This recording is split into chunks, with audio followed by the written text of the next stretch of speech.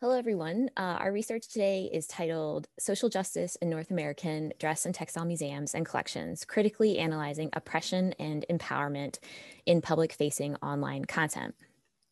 Scholars on this paper include myself, Kelly Reddy-Best, Ginger Stanciel, Joshua Simon, Jennifer Farley Gordon, and Kyra Streck from Iowa State University, in addition to our colleagues at Cornell University, Denise Green and Dyese Matthews. The motivation for this research project began in the summer of 2020 when Jennifer Gordon and myself took over leadership at Iowa State University's Textiles and Clothing Museum. At that time, we sought to rewrite the TCM's mission with a social justice lens, which then prompted our interest in this study. On May 25th, 2020, George Floyd, a 46-year-old unarmed Black man, was killed in Minnesota by a white police officer after Floyd was arrested for allegedly using counterfeit money. Floyd's death follows the killings of thousands of unarmed Black people by police, including Breonna Taylor, Trayvon Martin, and Sandra Bland. These injustices have sparked global protests and activism to bring awareness to the structural change needed to combat police brutality. In the days and months following Floyd's death, a surge of museums made pledges to initiate changes within their walls. However, most museums are colonial institutions with fraught histories, evidenced by a range of oppressive practices. The purpose of our research was to examine how dress and textile collections or museums have explicitly and implicitly conveyed solidarity with social justice efforts and made equity, inclusion, and anti-discrimination part of their guiding principles, in addition to analysis of how these principles may have materialized in one area of their public-facing online content. Our goal is that this research lays the groundwork for future critical analyses of the numerous facets of dress and textile museums and collection practices, and to offer guidance on how to center equity, inclusion, and anti-discrimination. Social justice is a complex concept with different interpretations and numerous philosophical underpinnings. When a society is just, equitable distribution of opportunities, wealth, and privilege is possible for all. Within North America, numerous communities have historically experienced oppression due to unchecked capitalism and the privileging of dominant groups. For example, people of color, indigenous communities, the queer and trans communities, people with disabilities, undocumented people, women, people living in poverty or with a lower socioeconomic status, fat people, oppressed religious groups, and or immigrants have experienced significant marginalization due to their social identities within capitalist economic systems. Using a Marxist social justice lens to critique organizational structures and uplift marginalized voices, we will bring attention to power, privilege, and oppression. Many institutions are dedicated to narratives addressing injustices, yet in 2017, Orloff argued that museums should not redirect their missions to serve as social justice agencies because the staff are unprepared for it. Others want their institutions to be change agents. This desire is evident in the recent social media campaign, hashtag museums are not neutral, which activists developed to expose the myth of museum neutrality and demand equity-based transformation. Some dress and textile museums have also taken action on social justice initiatives throughout institutional practices. Within exhibition content, dress museum curators acted as change agents by challenging hegemonic ideologies and narratives. Some exhibitions with this type of content have been compiled onto the Fashion and Race database curated by scholar Kimberly Jenkins. In our research, we used content analysis to analyze three areas: mission statements, diversity statements, and exhibition titles and descriptions. We analyzed 134 dress and textile museums or collections in North America listed on the Costume Society of America's collection list. Of the 134 museums or collections listed, 130 had online content. According to the American Alliance of Museums, the mission statement is the beating heart of a museum and drives everything the museum does. Then the governing authority sets the museum's strategic direction through the mission, which impacts the policies and plans influencing staff actions and behaviors. The museum and collection mission statements were available on or via institutions' websites or social media platforms. If a collection did not have its own mission, then we used the mission of the unit, department, or institution in which it was housed. We then identified emergent themes in the mission statements using the constant comparative method following open, axial, and selective coding. In some instances, museums or collections also develop diversity statements to communicate their commitment to equity. We examined if the museum or collection had diversity statements on their websites. If they did not have their own diversity statement, then, if available, we used the statement of the unit, department, or institution in which it was housed. Many institutions released diversity statements on social media in response to George Floyd's death on May 25, 2020, and the corresponding protests that followed. Therefore, we also analyzed if they released a statement after May 25, 2020 on their Facebook or Instagram page, two of the most used social media platforms. Last, we analyzed exhibition titles and descriptions, as exhibitions arguably one of the major public-facing outputs that many, but not all, museums or collections consistently produce. Therefore, exhibitions offer some insight into how the collections or museums might materialize their social justice solidarity. Curators and/or the marketing teams put extensive time into naming the exhibition, as it can do much to determine how others perceive and remember an exhibition and how many people will attend. We analyzed exhibition titles and descriptions produced by the 134 institutions, only including exhibitions where it was evident that at least 50% of the objects comprised clothing, textiles, and/or accessories. Because there was a surge in activism and a heightened attention to social justice in 2013 with the start of the Black Lives Matter movement, we reviewed all curated exhibitions from a collection between 2013 up to and including upcoming exhibitions. When analyzing the 125 available mission statements of the 130 collections or museums, we identified 5 themes. In the first theme, 70% of the institutions had a commitment to preserving knowledge.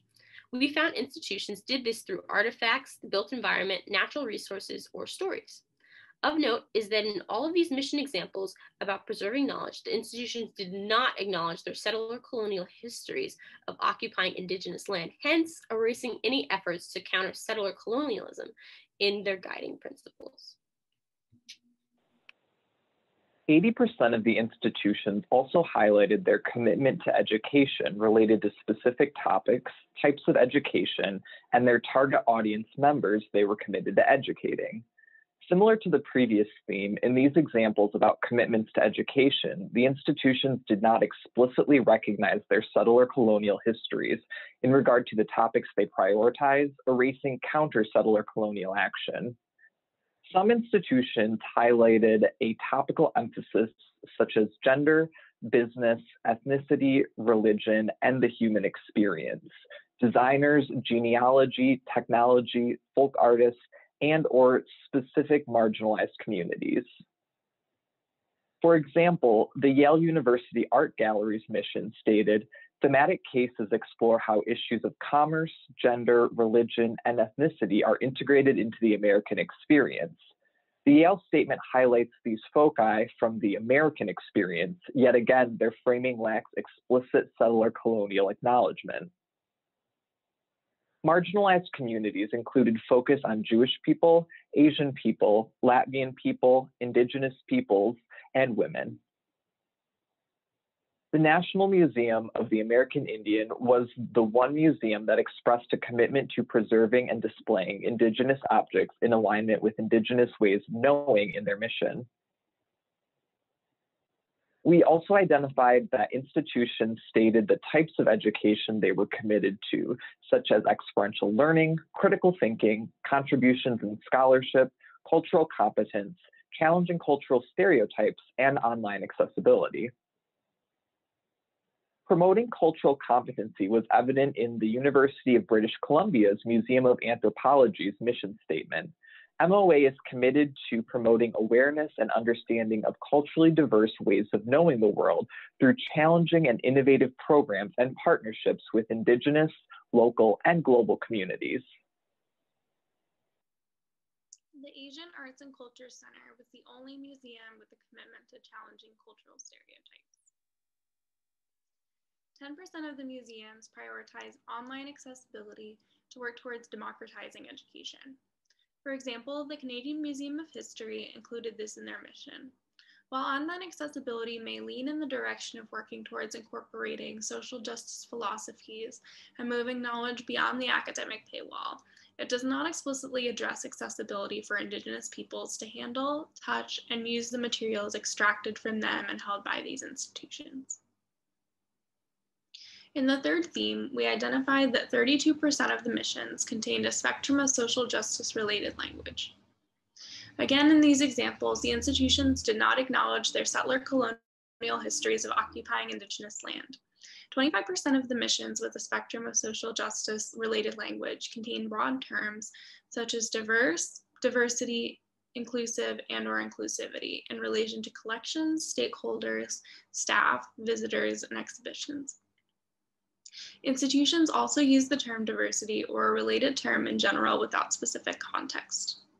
Only 2% of the museums and collections more explicitly conveyed their commitment to social justice philosophies by using terms like social justice, social action, and social equity in their mission statements. Although numerous museums and collections utilized a spectrum of social justice related language, we identified a fourth theme where 2% of the institutions used oppressive language centered around othering. For example, in the Museum of Fine Arts, Boston, they separated Indigenous people and people of color from the dominant historical narrative. We identified that 49% of the institutions had a diversity statement or commitment to equity and change on their website. Of these institutions, 22% were easily visible from the homepage, About page, or another major tab. For example, the Western Reserve Historical Society's diversity statement was found on a major tab of their About page. After the death of George Floyd on May 25, 2020, many institutions made diversity statements or commitments to equity and change on their Facebook or Instagram. For example, the Museum of History and Industry posted the explicit response pictured here to George Floyd's death on their Instagram page on June 3, 2020. While some institutions posted explicit comments to change, other institutions did not explicitly commit to change or acknowledge George Floyd's death. For example, the American Latvian Association Facebook post on June 1, 2020 stated, "We condemn racism and discrimination in our society and support those who exercise their right to protest peacefully." We evaluated 711 exhibition titles and descriptions and determined that 24% of the titles and descriptions at 42% of the different institutions overtly reflected a social justice leaning lens. Some institutions explicitly uplifted marginalized community voices or stories, questioned cultural norms, or brought attention to or rejected colonialism. The exhibitions may have also focused on highlighting societal issues, such as at the Seattle Art Museum. They had an exhibition titled Project 42 Molly Vaughn, which addressed the pattern of violence against transgender people in the United States, providing both a form of memorialization and an entry point for engagement and discussion. We also examined the time period of the exhibitions with a social justice leaning lens based upon their opening year. Some exhibitions opened in 2012 and ran through 2013 and were therefore included. There was a general increase from 2013 and then a significant drop off in 2020, most likely due to the pandemic. Our research also showed that nearly a quarter of institutions with social justice language in their mission had not followed through on inclusive practices by creating exhibitions that highlighted marginalized groups or inequalities in the fashion system. Therefore, we argue that these institutions were engaging in somewhat performative behaviors in this area, yet we recognize that these philosophies may materialize in other areas such as social media or exhibition labels. Some scholars have argued that museums should remain impartial on social justice and that museums are ill-equipped to change mission statements in favor of these ideas due to the other museum-related responsibilities and a lack of training. This argument perpetuates silently upholding white supremacy and other forms of discrimination through complacency in structures of inequality. We found that about half of the museums or collections have adopted this stance within their mission statements by omitting expressions of social justice and equity. Exhibitions also omitted social justice by ignoring marginalized communities or issues of power. Our research calls attention to practices that perpetuate exclusion and discrimination. And this is apparent in the absence of social justice in missions and exhibitions. Some institutions went as far as to use oppressive language by othering people of color.